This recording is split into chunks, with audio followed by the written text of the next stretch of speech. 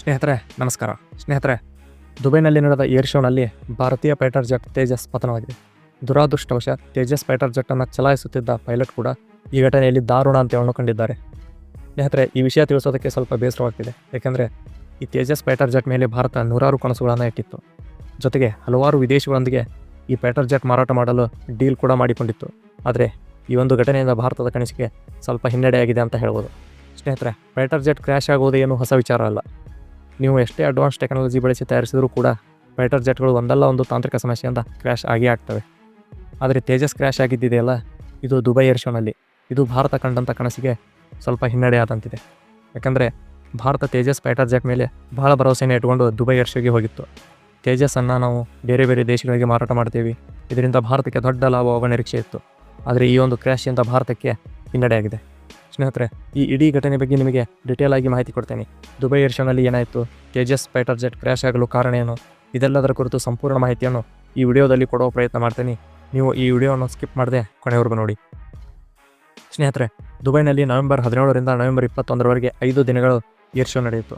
ಇದು ಬಹಳ ಸುದ್ದಿಯಾಗಿತ್ತು. ಏಕೆಂದರೆ ಈ ಏರ್ ಶೋನಲ್ಲಿ ರಷ್ಯಾ, ಅಮೆರಿಕ, ಫ್ರಾನ್ಸ್ ಇನ್ನೂ ಹಲವು ದೇಶಗಳು ಇದರಲ್ಲಿ ಭಾಗಿಯಾಗಿದ್ದವು. ಅಷ್ಟೇ ಅಲ್ಲದೆ ಭಾರತದ ತೇಜಸ್ ಫೈಟರ್ ಜೆಟ್ ಕೂಡ ಇದರಲ್ಲಿ ಎಲ್ಲರ ಗಮನ ಸೆಳೆದಿತ್ತು.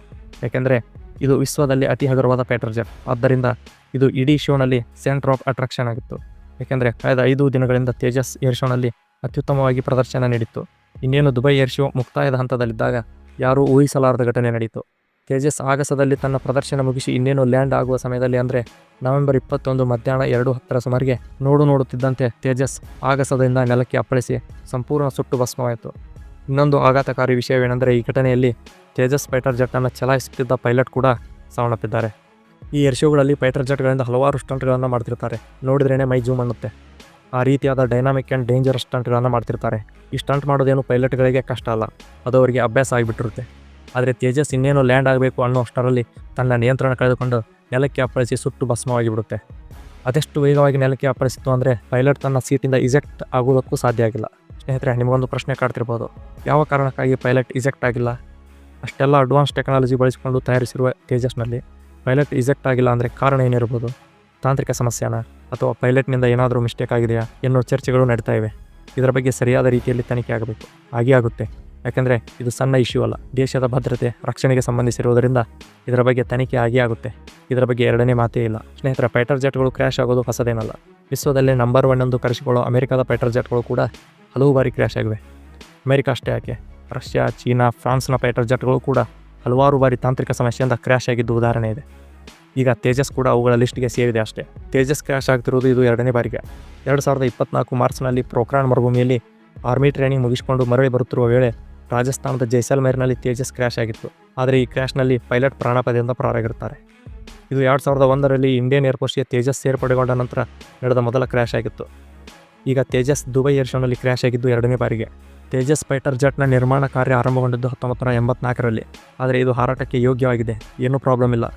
ನೀವು ಇದನ್ನು ಸೇನೆಯಲ್ಲಿ ಬಳಸಬಹುದು ಎಂದು ಅಧಿಕೃತವಾಗಿ ಘೋಷಣೆಯಾಗಿದ್ದು ಮಾತ್ರ 2011ರಲ್ಲಿ. ಸ್ನೇಹಿತರೆ, 2011ರಿಂದ 2025ರವರೆಗೆ ನೋಡೋದಾದರೆ ತೇಜಸ್ ಕೇವಲ 2 ಬಾರಿ ಮಾತ್ರ ಕ್ರ್ಯಾಶ್ ಆಗಿದೆ.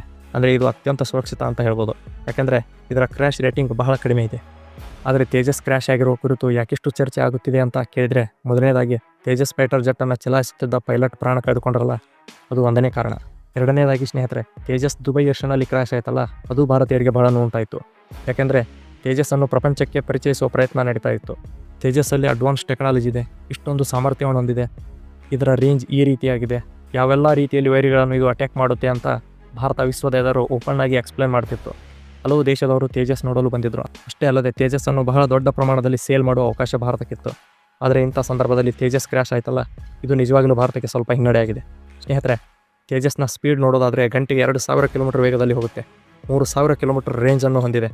4000 kg ಶಸ್ತ್ರಾಸ್ತ್ರಗಳನ್ನು ಹೊತ್ತೊಯ್ಯಬಲ್ಲೋ ಸಾಮರ್ಥ್ಯ ತೇಜಸ್ಸಿಗಿದೆ. ಅಷ್ಟು ಮಾತ್ರವಲ್ಲದೆ Tejas air to air, air to ground ಎರಡೂ ರೀತಿಯಲ್ಲೂ ಸಹ ಕಾರ್ಯಾಚರಣೆ ನಡೆಸಬಲ್ಲದು. ಭಾರತ ವಿದೇಶಿ ಫೈಟರ್ ಜೆಟ್ಗಳ ಮೇಲಿನ ಅವಲಂಬನೆ ಕಡಿಮೆ ಮಾಡಲು ತೇಜಸ್ ಮೇಲೆ ಬಹಳ ವಿಶ್ವಾಸವನ್ನು ಇಟ್ಟಿತ್ತು. Make in India, Atmanirbhar Bharat ವಿಷನ್ಗೆ ತೇಜಸ್ ಬೆನ್ನೆಲುಬಾಗಿ ನಿಂತಿದೆ.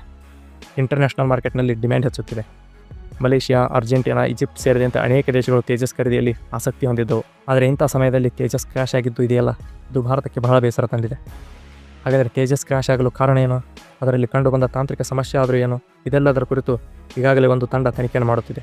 ಮತ್ತೊಂದು ಕಡೆ ತೇಜಸ್ಸನ್ನು ಮತ್ತೊಮ್ಮೆ ಅಡ್ವಾನ್ಸ್ ಆಗಿ ಡೆವಲಪ್ ಮಾಡುವ ಕೆಲಸವನ್ನು HAL ಟೀಮ್ ಕೂಡ ಮಾಡ್ತಾ ಇದೆ. ಸ್ನೇಹಿತರೆ, ಇದೆಲ್ಲದರ ಕುರಿತು ನಿಮ್ಮ ಅಭಿಪ್ರಾಯ ಅನಿಸಿಕೆಗಳನ್ನು ಕಮೆಂಟ್ ಮಾಡೋದ್ರ ಮೂಲಕ ನಮಗೆ ತಿಳಿಸಿ. ಹಾಗೆ ಈ ವಿಡಿಯೋ ನಿಮಗೆ ಇಷ್ಟವಾದರೆ ದಯವಿಟ್ಟು ಒಂದು ಲೈಕ್ ಮಾಡಿ. ಹಾಗೆ ನೀವಿನ್ನೂ ನಮ್ಮ ಚಾನಲ್ಗೆ ಸಬ್ಸ್ಕ್ರೈಬ್ ಆಗಿಲ್ಲ ಅಂತಂದರೆ ಈ ಕೂಡಲೇ ಸಬ್ಸ್ಕ್ರೈಬ್ ಮಾಡಿಕೊಳ್ಳಿ. ಮತ್ತೆ ಇದೇ ಥರ ಇನ್ನೊಂದು ಇಂಟ್ರೆಸ್ಟಿಂಗ್ ವಿಷಯದೊಂದಿಗೆ ನಿಮ್ಮನ್ನು ಭೇಟಿಯಾಗುತ್ತೇನೆ. ಧನ್ಯವಾದಗಳು.